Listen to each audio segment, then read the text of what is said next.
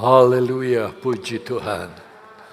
Kepada seluruh jemaat GPDI Mahanaim Tegal, Gembala Jemaat, Wakil Gembala, seluruh staf penggembalaan, para pelayan dan diaken, menyampaikan selamat Hari Paskah. Ada orang berpikir Paskah itu kalau nanti kebangkitan.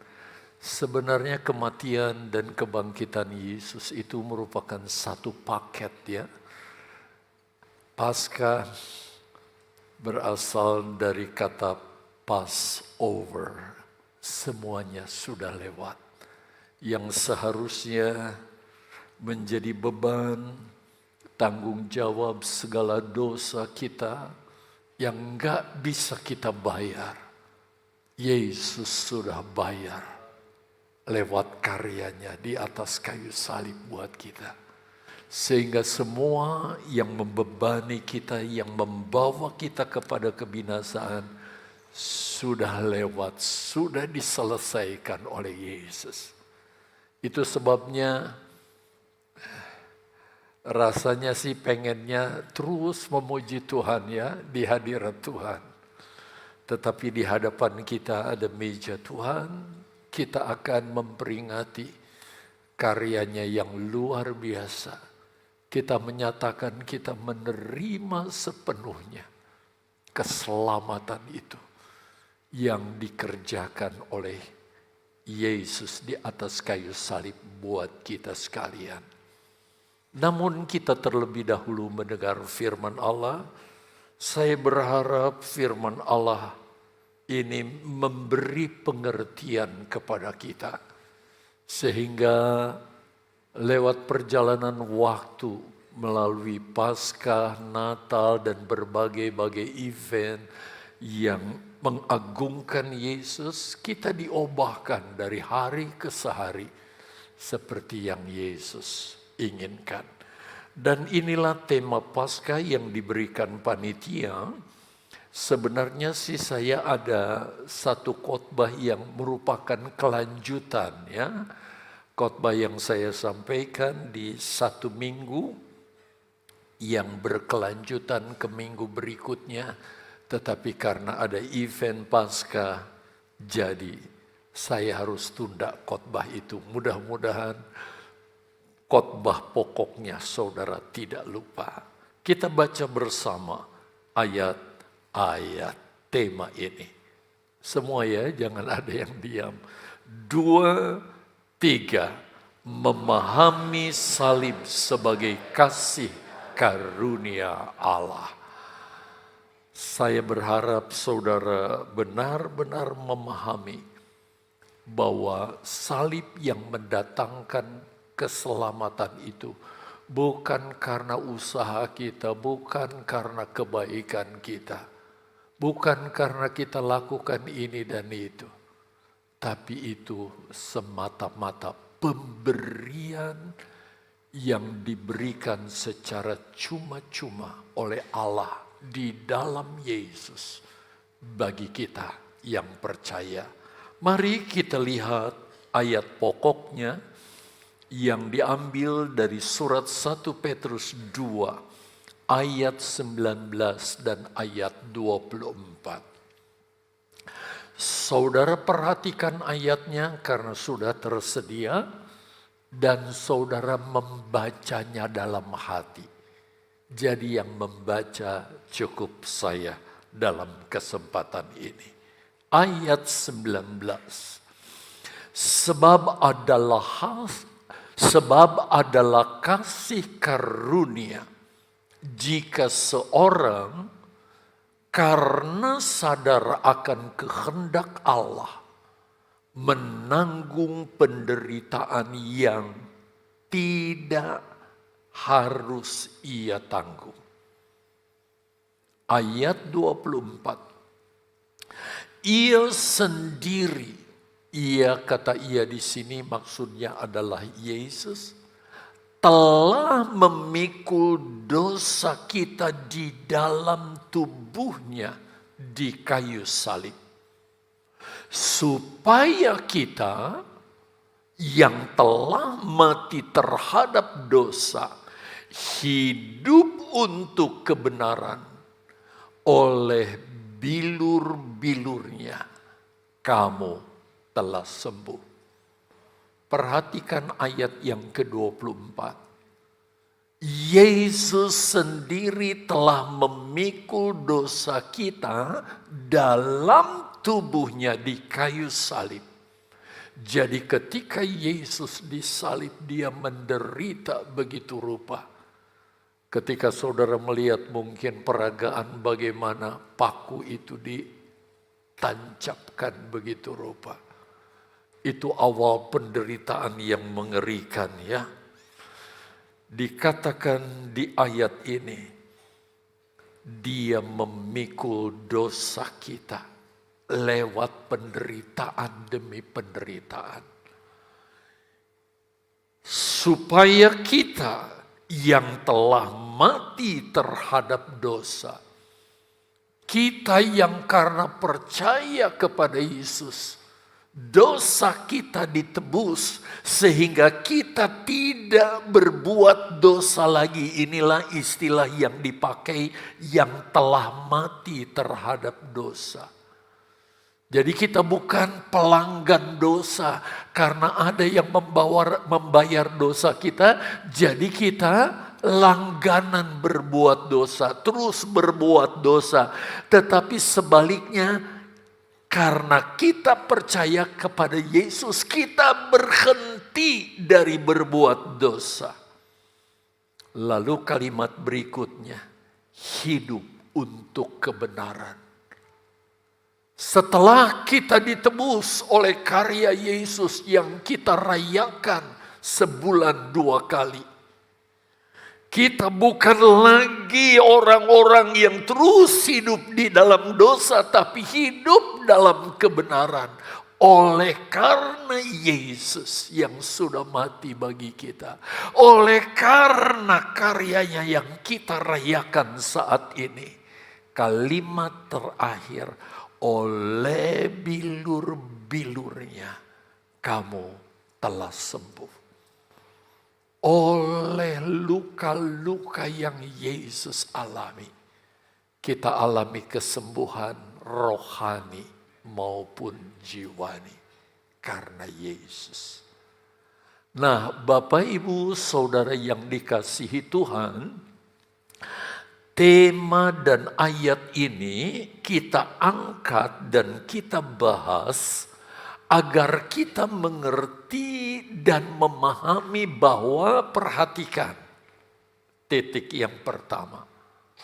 Keselamatan yang kita terima dari Tuhan itu bukan karena hasil usaha dan perbuatan baik kita.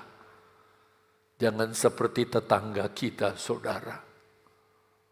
Mereka anjurkan umatnya berbuat baik, berbuat ini, berbuat itu. Karena itulah yang menyelamatkan.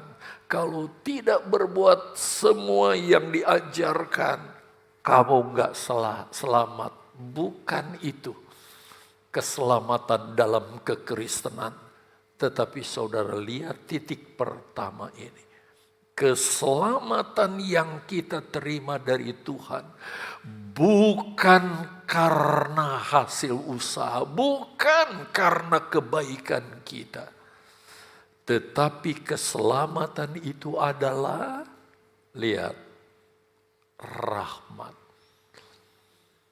Kata rahmat kalau saudara Anda tahu, bergeser ke kalimat berikutnya. Kasih karunia dari Allah kepada kita. Kalau masih kita nggak mengerti yang namanya kasih karunia, ini paling saudara gampang mengerti. pemberian yang Allah berikan kepada kita, siapapun itu yang mau percaya kepada Yesus. Saya pakai istilah umat manusia. Nggak terkecuali.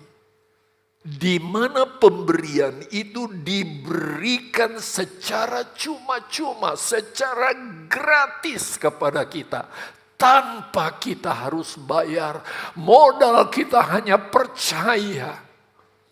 Yesus, Engkau Allah rela jadi manusia untuk menyelamatkanku.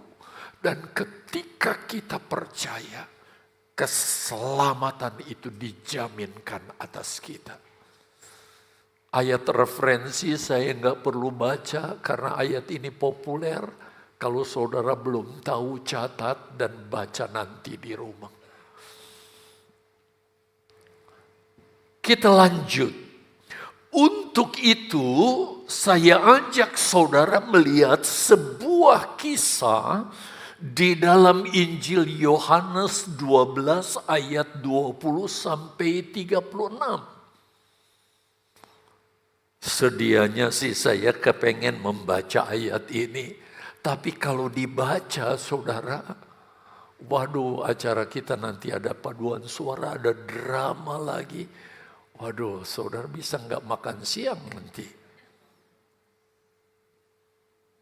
Nanti saya harap saudara membaca, cuma ada beberapa ayat yang saya baca. Di mana di suatu perayaan Paskah, jadi saudara, Paskah itu sudah dirayakan sebelum Yesus disalib. Yang disebut sebagai Paskah secara simbolik. Ada 3 hari raya besar yang dirayakan oleh bangsa Israel. Yang pertama adalah hari raya Paskah. Yang kedua hari raya, yang kedua ini Paskah ya. Yang pertama itu hari raya, masih ingat? Hah? Yang pertama Paskah, yang kedua, yang ketiga Pondok Daunan. Oke. Ya. Jadi sudah dirayakan secara simbolik untuk merayakan pembebasan bangsa Israel dari jajahan Mesir, di mana mereka harus menyembelih domba atau kambing kalau orang itu sederhana ekonominya. Lalu mereka harus makan gulai domba itu dengan buru-buru. Lalu mereka meninggalkan Mesir. Tanda mereka dibebaskan dari Mesir. Tapi Paskah adalah pembebasan di mana kita dibebaskan dari jajahan dosa yang membawa kepada kebinasaan. Nah, saat itu orang-orang Yunani tersebut, Bapak Ibu Saudara, mereka ada di Yerusalem. Sebab semua bangsa-bangsa Israel yang berdiaspora di seluruh dunia, termasuk orang yang percaya kepada iman yang diimani bangsa Israel, mereka datang semuanya ke Yerusalem untuk merayakan 3 hari raya dalam 1 tahun. Nah, saat itu mereka merayakan Paskah. Ternyata orang-orang Yunani ini sudah banyak mendengar tentang Yesus. Apa yang dilakukan Yesus, mujizat yang dikerjakan dan berbagai hal. Lalu mereka pun datang menemui Filipus dan berkata kepada Filipus, bagaimana caranya supaya kami ini bisa ketemu dengan Yesus. Kami ingin berbincang dengan Yesus. Lalu Filipus berpikir gimana caranya untuk bisa membawa mereka kepada Yesus dan memperkenalkan Yesus kepada orang-orang Yunani itu. Itu sebabnya Filipus menggandeng Andreas. Bro, bantu saya dong. Itu ada orang Yunani pengen ketemu Yesus. Bagaimana caranya? Ayo. Bersama-sama dengan Andreas, Filipus mendatangi Yesus, menjelaskan bahwa ada orang Yunani yang ingin ketemu dengan Yesus. Saudara perhatikan, pada saat Yesus mendengar laporan Filipus yang didampingi dengan Andreas, lalu Yesus berkomentar. Coba kita lihat komentarnya. Yesus pun menanggapi kedatangannya dengan ucapan yang kita lihat di dalam Yohanes 12 ayat 23. Sekali lagi saudara baca dalam hati ya. Saya baca buat saudara. Tetapi Yesus menjawab mereka. Tetapi Yesus menjawab Filipus dan Andreas yang datang kepadanya. Katanya, kata Yesus, telah tiba saatnya anak manusia dimuliakan. Telah tiba saatnya anak manusia dimuliakan. Arti dan maksud ucapan Yesus yang mengatakan telah tiba saatnya anak manusia, yaitu Yesus, dimuliakan. Arti ucapan Yesus di sini bukan berarti nanti Yesus, saudara, disanjung-sanjung, dielu-elukan dan sebagainya. Betul, ketika dia datang masuk kota Yerusalem, masyarakat Yerusalem pada awalnya mengelu-elukan Yesus. Tetapi tidak lama sesudah itu, Yesus disalibkan. Yesus mati dengan cara disalib di atas kayu salib. Dan Yesus ucapkan ini. Seolah-olah kalau saudara lihat kalimat yang di atas ucapan Yesus yang saya tulis dengan huruf miring, itu sama dengan artinya dengan ucapan yang di bawah. Dimulai dengan kata bahwa saat di mana Yesus harus mati dengan cara disalib di atas kayu salib adalah sudah tiba saat. Itu yang Yesus ucapkan. Dan apakah dampak kematian Yesus di atas kayu salib? Bapak, Ibu, saudara yang dikasihi Tuhan.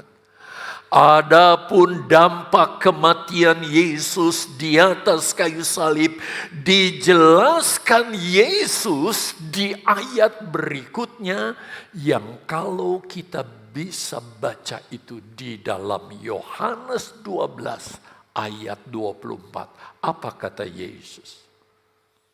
Aku berkata kepadamu, sesungguhnya jikalau biji gandum tidak jatuh ke dalam tanah dan mati, ia tetap satu biji saja. Tetapi jika ia mati, ia akan menghasilkan banyak buah. Ini maksud tujuan kematian Yesus. Saudara mengerti kalimat ini dalam Yohanes 12 ayat 24. Apa yang Yesus katakan di ayat sebelumnya yang saudara sudah baca tadi. Lalu Yesus terjemahkan, Yesus artikan secara analogi, secara bentuk perumpamaan, secara bentuk gambaran.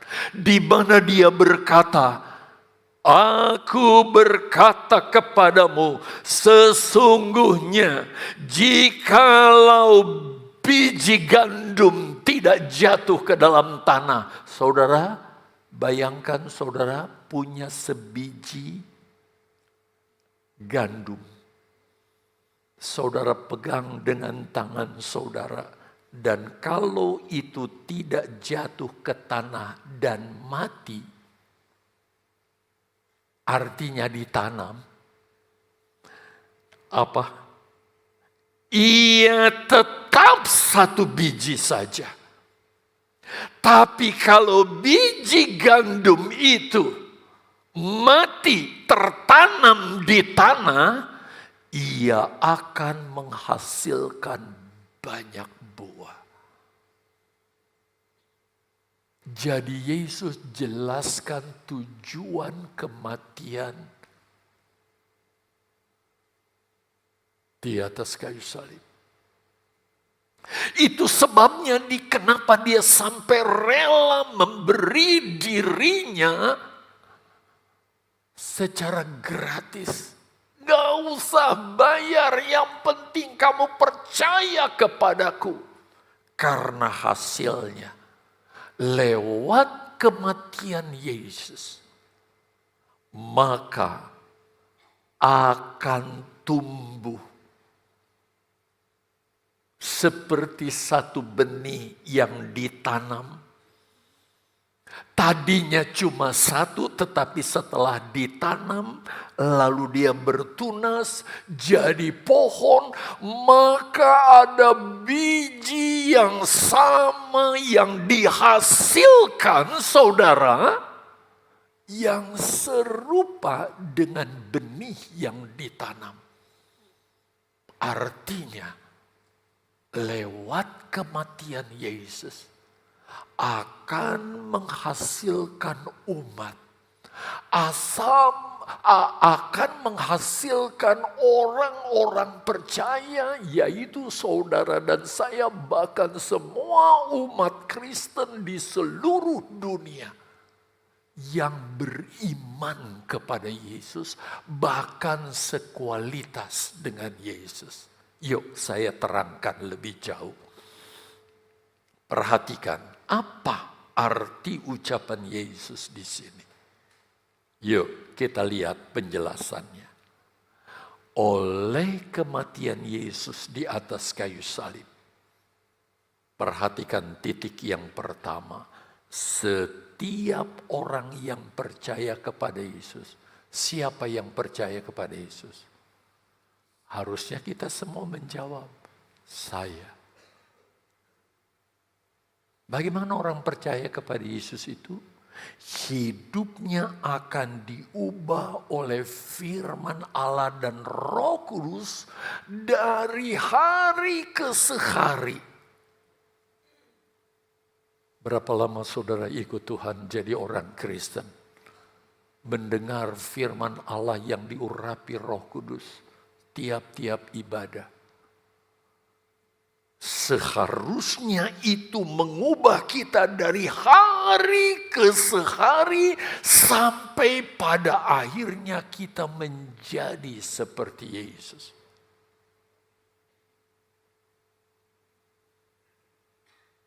Apakah kira-kira biji gandum yang ditanam lalu tumbuh jadi pohon, lalu ketika dia menghasilkan buah itu beda dengan buah yang ditanam. Buah yang dihasilkan beda dengan buah yang ditanam. Sama sekali tidak. Persis. Nggak ada bedanya. Dan inilah tujuan kenapa dia rela.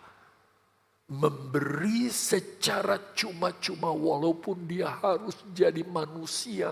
Dan dalam keadaan manusia, Allah yang menjadi manusia itu dia disiksa sampai mati. Dia lakukan itu semua secara gratis buat saudara. Tujuannya dia rindu di tempat ini. Belum lagi di tempat-tempat gereja yang lain. Ada 30-an lebih ya gereja di Tegal ini. Di dalamnya ada orang-orang yang hidupnya menjadi sama seperti Yesus. Sehingga ketika Yesus dilahirkan ke dunia, di dunia ini pada awalnya cuma ada satu Yesus. Dan cuma satu orang yang berstatus anak Allah. Siapa dia? Klik satu kali. Cukup. Yesus. Pada awalnya Yesus itu cuma satu. Tetapi Yesus ingin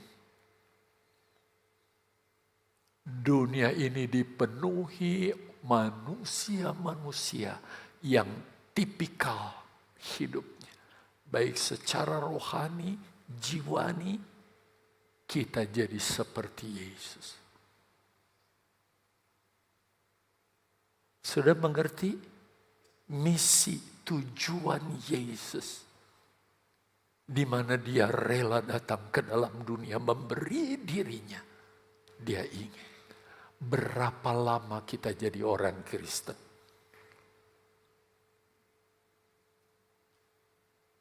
Dan adakah perubahan mengarah kepada Yesus itu terjadi dalam diri kita sedikit demi sedikit. Sampai nanti kalau kita baca di Efesus, kita jadi serupa dengan Yesus. Serupa dengan gambarnya. Inilah tujuan Yesus. Yuk kita dengar lagi firman Allah.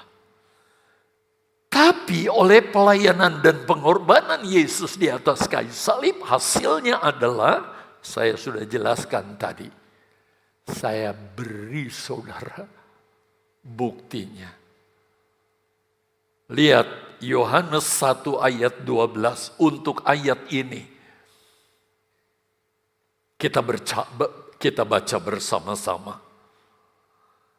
Saudara baca sampai pada warna yang hijau saja ya, kata Allah lalu koma.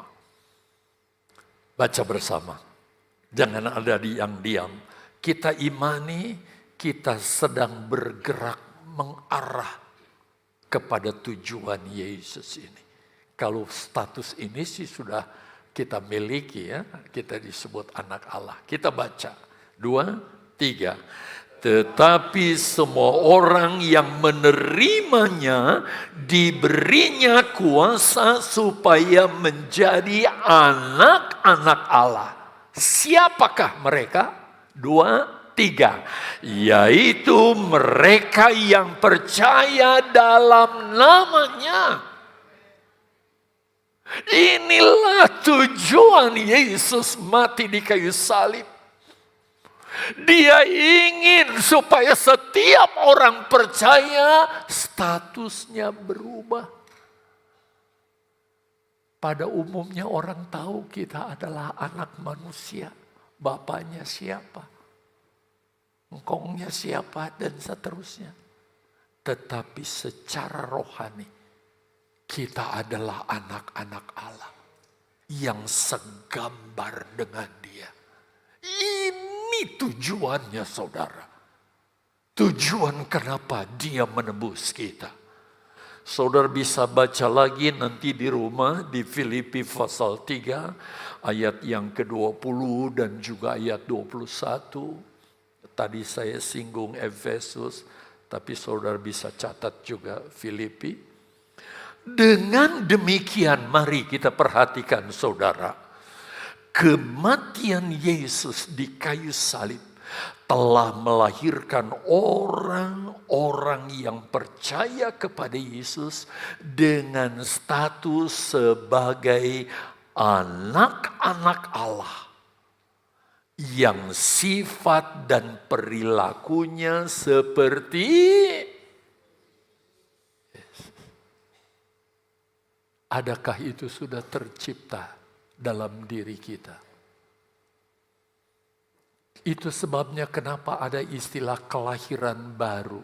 Setelah kita percaya kepada Yesus, bertobat, kelahiran baru. Kelahiran secara rohani. Dan terjadi dari atas. Karena karya Yesus. Untuk kita jadi seperti Yesus. Jadi apa yang saudara lihat di tulisan ini bukan omong kosong. Ini target Yesus, ini kerinduan Yesus. Dan ini harus tercipta dalam kehidupan kita. Jadi kalau sudah puluhan tahun jadi orang Kristen gak berubah-berubah. Pasti ada yang salah. Firman Allah Roh Kudus gak akan mungkin salah. Dia adalah pribadi Allah yang bisa mengubah. Dan kalau kita sampai sekarang gak berubah, ada yang salah. Karena kita mengeraskan hati dan tidak mau berubah. Itu jangan sampai terjadi Bapak Ibu. Saya lanjutkan. Di mana dari cara hidup kita. Apalagi kelakuan kita. Ayo daftar dong sambil meriksa diri. Kelakuan kita gak berubah-berubah nih. Apalagi karakteristik kita, apalagi kasih kita, apalagi teladan kita. Apakah kita jadi teladan di gereja?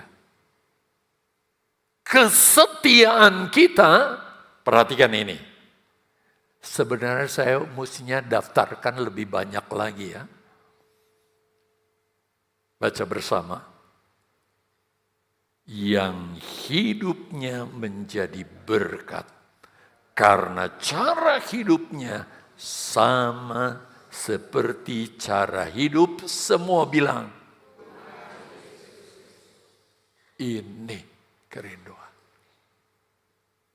Seharusnya saudara, yang Yesus mau ketika orang melihat rumah ibadah yang satu yang keluarnya kayak gimana. Dan ketika lihat rumah ibadah yaitu gereja, keluar anak-anak Tuhan. Cara hidup, kelakuan, karakteristik, kasih, teladan, kesetiaan dan banyak lagi. Orang terkagum-kagum. Kok koyo Yesus ya. Ini target Yesus. Ini kerinduan Yesus saudara. Sebagai anggota jemaat Mahanaim, artinya sebagai pengikut Yesus, kita harus sama seperti sebiji gandum yang mati. Dan kita hidup baru seperti benih yang tumbuh dan yang menghasilkan biji gandum yang baru, yaitu hidup baru seperti Yesus. Yasminan dari yang lama gak kelihatan lagi seharusnya dalam diri Yasminan dari yang sekarang. Saya gak sebut nama saudara, nama saya aja. Jadi tantangan dalam kekristenan saya, apalagi jadi hamba Tuhan, di mana hidup saya benar-benar menjadi baru. Teman-teman SD, SMP, SMA, ketika ketemu, kok kamu jadi lain sekarang? Seharusnya mereka berkomentar begitu. Bukan lain rambutnya jadi putih, saudara. Pipinya jadi keriput, jadi peot dan sebagainya. Tapi karakteristiknya. Coba kita lihat gambar ini, saudara. Yuk. Nah, saya hanya gambarkan satu benih. Saudara, kalau Yesus yang kondisinya ketika jadi manusia hanya satu-satunya di dunia. Lalu dia tetap kita taruh itu di lemari supaya jadi hiasan. Inilah pribadi yang begitu istimewa, hebat, namanya Yesus. Maka yang namanya Yesus itu cuma ada satu. Karena dia nggak mau mati. Tetapi dia memberikan dirinya. Dia rela mati. Dan berubah. Tambahan putik. Tambahan lagi besar lagi. Tambah lagi. Sampai akar. Dan jadi pohon. Dan saudara tahu. Kerinduan dia puncaknya adalah ini. Klik satu kali. Dia melihat saudara. Jadi serupa dengan dia. Kekristenan gak boleh statis, saudara. Statisnya berubahnya bukan yang buruk, yang jadi seperti ini. Bayangkan saudara kalau ini dunia dan Yesus awalnya hanya satu, maka di dunia termasuk di Tegal begitu banyak Yesus. Dengan pola dan cara hidup yang memuliakan dia. Karena dia sudah berkarya bagi kita. Mungkin saudara masih ingat dosa-dosa yang masih terus kita lakukan sampai sekarang. Stop, berhenti. Jangan sia-siakan karya Yesus. Biarlah kita berubah menjadi seperti dia. Dan dia beri ini secara cuma-cuma, secara gratis buat saudara dan saya. Bapak, Ibu, saudara yang dikasihi oleh Tuhan. Kematian Yesus di salib bukan untuk menghakimi orang berdosa. Sebaliknya, apa? Perhatikan, kematian Yesus adalah untuk menyelamatkan orang-orang yang masih hidup di dalam dosa. Jadi sampai sekarang karyanya terus bekerja, saudara. Untuk menyelamatkan orang-orang yang masih hidup di dalam dosa. Melalui cara hidup kita, melalui kesaksian, melalui bagaimana kehidupan kita yang diubahkan Tuhan. Orang jadi tertarik datang kepada Kristus. Nggak semua jadi pengkhotbah. Sehingga harus jadi pendeta. Tetapi apapun profesi saudara. Hidup saudara. Apakah ketika saudara berjualan. Cara saudara berjualan membuat mereka tertarik luar biasa, ini orang Kristen. Saya mau jadi seperti orang ini. Mengenal kepada Kristus. Lihat kalimat ini. Yesus benci dosa, tapi Yesus cinta orang-orang berdosa. Dan berusaha menyelamatkan, merubah kita, saudara, yang tadinya gambarnya seperti benih, tetapi kemudian kita jadi pohon lalu keluar buah yang begitu indah dan memuliakan Tuhan. Ini yang Tuhan rindukan. Sekarang merupakan Paskah keberapa buat saudara? Saya sih ingat saudara, saya jadi Kristen mulai ke gereja usia 4 tahun. Walaupun masih kecil, mulai sadar bagaimana ketika dididik. Tapi saya baru lahir umur 17 tahun saudara. Ketika duduk di SMA. Lalu Tuhan panggil jadi pelayan Tuhan. Tuhan ingin setiap orang percaya hidupnya menjadi berkat. Coba lihat ayat ini saudara. Yohanes 3 ayat 17. Saudara ingat pasti ayat 16-nya bukan? Tapi lihat ayat 17-nya. Sebab Allah mengutus anaknya siapa?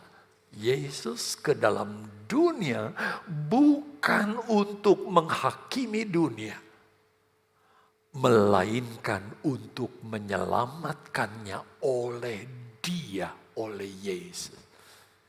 Jadi tujuan Yesus datang ke dunia ini untuk menyelamatkan penghuni dunia ini. Keberadaan Yosminandar adalah untuk menyelamatkan orang-orang berdosa yang ada di dunia ini. Lewat pelayanannya yang sederhana. Demikian pun kehadiran saudara. Kenapa saudara jadi orang Kristen? Ini adalah panggilan Tuhan supaya kita menyelamatkan orang-orang yang berdosa. Datang kepada Kristus lewat hidup kita. Sekarang pertanyaannya. Kalau begitu siapa yang dihakimi oleh Yesus pada saat Yesus mati di kayu salib? Siapa? Yuk kita lihat catatan kita lebih jauh. Pelan-pelan aja saudara. Yohanes 12 ayat 31, rangkaian kisah di mana orang-orang Yunani yang ingin ketemu Yesus ini. Kalau saudara teruskan sampai ayat 31, dikatakan sekarang berlangsung penghakiman atas dunia ini. Sekarang juga penguasa dunia ini akan dilemparkan keluar. Nah saudara, siapakah penguasa dunia ini? Saudara yang dikasihi Tuhan, pada awalnya yang namanya penguasa dunia itu adalah manusia pertama di dunia. Saudara coba lihat catatan ini. Apabila Adam dan Hawa tidak jatuh dalam dosa, maka manusia akan jadi penguasa dunia ini. Seharusnya.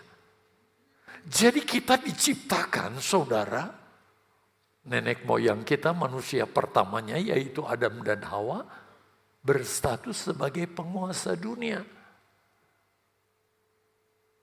Apakah saya omong kosong? Lihat saudara ayatnya. Apa kata ayat ini? Allah memberkati mereka, memberkati Adam dan Hawa. Lalu Allah berfirman kepada mereka, berfirman kepada Adam dan Hawa, beranak cuculah kita jadi keturunannya. Beranak cuculah dan bertambahlah banyak, penuhilah bumi dan taklukkanlah itu, berkuasalah atas ikan-ikan di laut dan burung-burung di udara dan atas segala binatang yang merayap di bumi. Manusia diciptakan untuk jadi penguasa dunia. Dimulai dari Adam dan Hawa, tapi sayang Adam dan Hawa jatuh di dalam dosa, saudara. Sebenarnya otoritas sebagai penguasa bumi diberikan Allah. Bukan kepada iblis, kepada manusia. Tetapi, nah disinilah ada tetapinya saudara. Karena Adam dan Hawa jatuh di dalam dosa, sebab tertipu oleh iblis, maka iblislah yang jadi penguasa dunia. Sebagai penguasa dunia, iblis bukan memberi sejahtera, bukan memberi kebahagiaan kepada manusia di dunia. Sebaliknya saudara, Yohanes 10 ayat 10 bagian A. Iblis digambarkan pencuri yang datang hanya untuk mencuri, membunuh, dan membinasakan. Harusnya penguasa adalah kita. Tujuan iblis mencuri, membunuh, membinasakan, sekarang kita lihat ya, sudah terrealisasi enggak? Coba lihat saudara daftarnya. Seharusnya Allah ciptakan manusia, bukan manusia yang sakit-sakitan. Sehingga yang namanya rumah sakit sudah bejibun saudara di dunia ini. Manusia jadi sakit. Titik yang kedua, seharusnya manusia adalah manusia yang kuat. Tapi kita dapati manusia yang lemah. Seharusnya manusia adalah manusia yang hidup dalam damai. Tetapi keinginannya selalu perang, saudara, kekacauan. Heran kalau kita lihat saudara berita-berita tentang kekacauan. Seharusnya manusia hidup dalam kesetiaan. Istri setia kepada suami, suami kepada istri setia. Tetapi yang terjadi, istri selingkuh, suami selingkuh. Bahkan ada yang minta cerai. Aduh, mengerikan saudara, sungguh mengerikan. Seharusnya manusia dalam keadaan sejahtera, tetapi yang disukai adalah perselisihan. Harusnya mengekspresikan kebaikan, tetapi yang dilakukan kejahatan. Bahkan kepada teman sendiri pun saudara melakukan kejahatan. Seharusnya kebenaran yang diekspresikan, tapi dosa. Pada akhirnya tujuan iblis adalah apa? Endingnya membawa kita ke neraka yang kekal. Tapi Yesus, Dia datang untuk menyelamatkan kita. Dia berikan semuanya secara gratis. Bapak, Ibu, Saudara yang dikasihi oleh Tuhan, itu sebabnya kematian Yesus di atas kayu salib, saudara perhatikan, Dia disalib untuk menghakimi iblis dan melemparkannya keluar.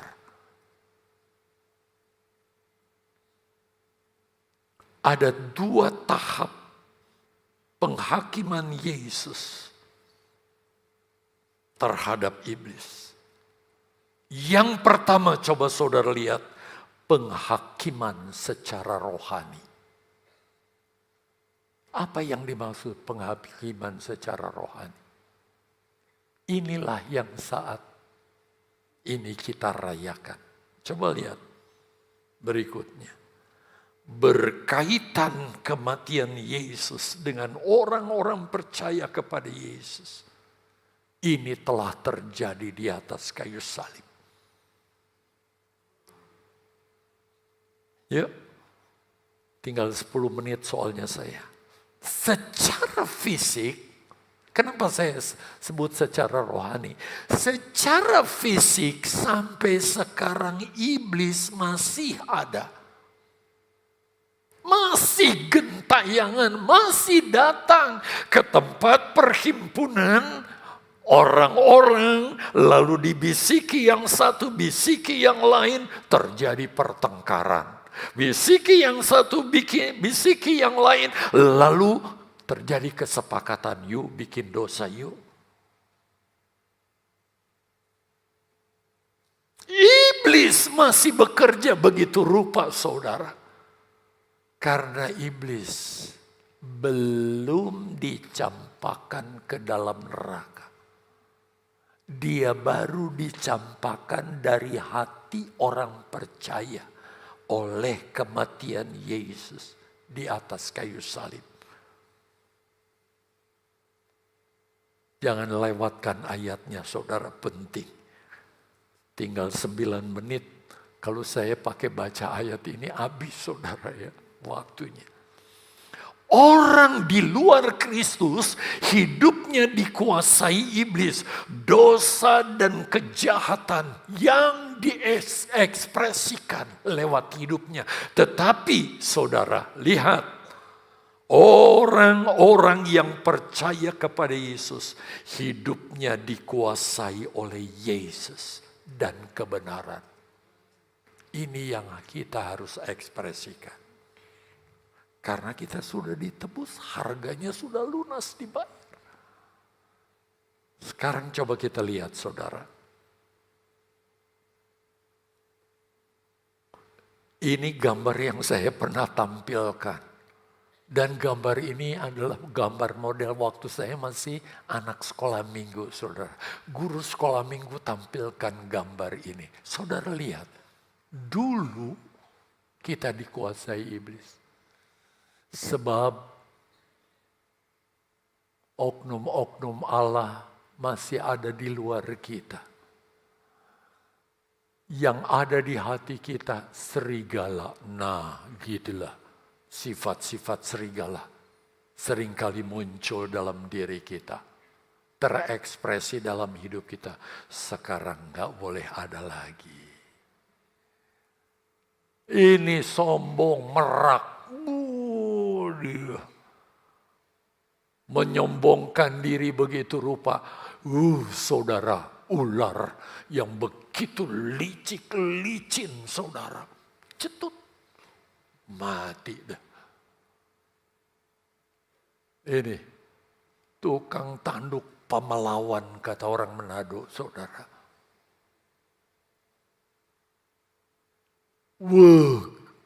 Seremnya minta amin, mau gampang marahan. Soal marah disinggung sedikit aja langsung marah. Malesnya kayak kura-kura ke gereja. Didorong gak bisa, saudara. Gak rajin. Ini dia. Kotor, jorok, jijik, hidup dalam dosa, lumpur dosa. Dan, sudah selesai. Ketika kita terima Yesus, seharusnya itu tidak terekspresi lagi dalam diri kita. Cuma karena sekali lagi iblis belum dihukum, dia sering ngintip, saudara. Dia kepengen masuk. Sehingga tidak mustahil ada orang Kristen, anak Tuhan, bahkan pelayan Tuhan, saudara, masih dikuasai. Sedikit-sedikit lihat hidungnya masuk, saudara. Ini ekornya juga masuk nih, iblis. Jangan kasih kesempatan dong. Kita sudah ditebus. Gratis, tanpa bayar. Dibebaskan dari semua keadaan itu. Berikutnya. Yang kedua, penghakiman secara fisik ini belum terjadi. Belum terjadi. Coba lanjutkan.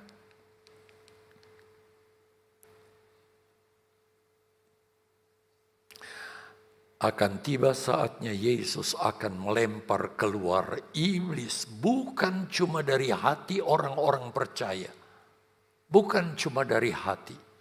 Tetapi Yesus akan menghukum iblis dengan melempar iblis Yang pertama dari langit.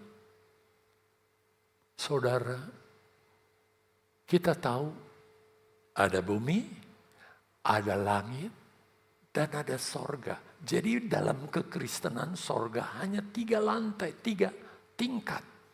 Tetangga kita 7, malah 21. Sebab ada acara 72 bidadari, saudara. Macam-macam ya. Nah, ketika Adam jadi penguasa, dia juga menguasai burung-burung di udara. Bahkan hal-hal yang di langit, tetapi semua di take over, diambil oleh iblis. Sehingga sampai sekarang, iblis bisa turun naik menghadap tahta Allah. Itu sebabnya sebelum Yesus turun ke dunia, dia harus bersihkan dulu ini. Dan itu terjadi di Wahyu pasal yang ke-12 ayat 1 sampai 6. Iblis dicampakkan ke bumi. Seperti lihat titik yang pertama. Yang kedua, dari bumi nanti iblis akan dicampakkan ke jurang maut. Kapan? Ini dalam perang Harmagedon, waktu Yesus turun dan berjejak di bumi.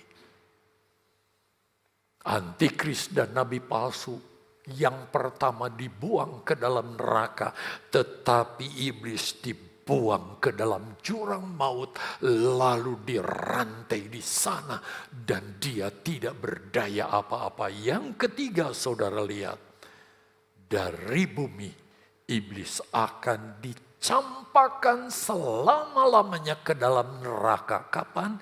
Sesudah berakhir kerajaan 1000 tahun. Nanti di bumi. Nah, kita sedang tunggu acara-acara ini, saudara. Bagaimana pencampakan iblis. Coba kita lihat susunannya ini ya. Kalau saudara lihat garis ini bicara garis waktu ya. Dan ini kejadian-kejadiannya yang nanti saya jelaskan sebentar. Ini garis waktu. Ketika Yesus disalib ini yang kita rayakan sekarang, disinilah momen di mana klik yang pertama, iblis dicampakkan secara rohani dari hati. Fisiknya sampai sekarang masih ada. Dari hati kita. Itu sebabnya saya gambar hati yang dipenuhi dengan binatang. Tetapi ketika kita menerima Yesus, semua keluar dari diri kita. Tapi terus dia mengintai, terus dia ingin memburu kita, mengalahkan kita dan menjatuhkan kita. Ketika kita malas ke gereja, ingat, kita sedang dikalahkan oleh iblis. Ketika kita melakukan dosa, ingat, kita sudah dikalahkan oleh iblis. Sebab orang yang percaya kepada Yesus sudah ditebus, dia tidak lagi seharusnya melakukan itu.